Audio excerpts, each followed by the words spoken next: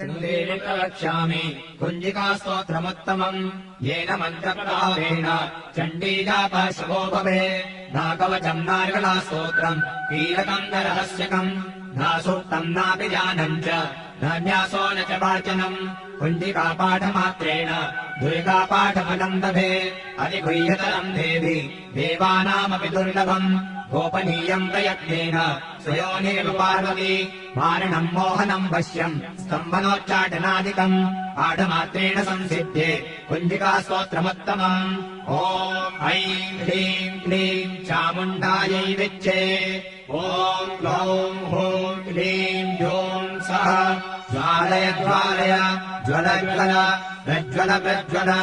ऐं ह्रीं क्लीं चामुण्डायै विच्चे ज्वल हं सं दं छं फट् स्वाहा नमस्ते रुद्ररूपिण्यै नमस्ते मधुमर्दिनी नमः कैटवहारिण्यै नमस्ते महिषालिनी नमस्ते शुम्भहन्त्रै च निशुम्भासुरघातिनि जागतम् हि महादेवी जपम् सिद्धम् कुरुष्व मे ऐङ्कारी षष्टिरूपायै भीङ्कारी कलिपालिका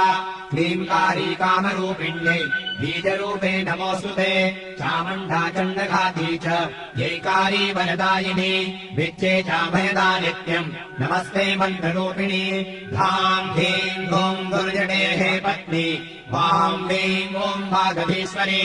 क्राम् ह्रीम् ह्रूम् कालिका देवी शाम् श्रीम् शुं मे शुभम् कुरु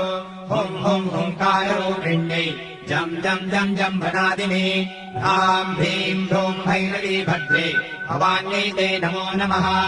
अङ्कम् टम् टम् तम् पम् जम् शम् भीम् धूम् ऐं ह्रीं हं क्षम् धियाग्रम् धियाग्रम् त्रोटय त्रोटय दीप्तम् कुरु कुरु स्वाहा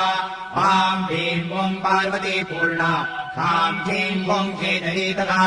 साम् श्रीं सों सप्तशतीरेभ्यः मन्त्रसिद्धिम् कुरुष्व मे इदम् तु कुञ्जिकास्तोत्रम् मन्त्रजागर्ति हेतवे अभक्तेनैव दातव्यम् कोपितम् रक्ष पार्वती यस्तु कुञ्जिकया देवी हीनाम् सप्तशतीम् पठे न तस्य जायते सिद्धि करण्ये रोदनम् यथा।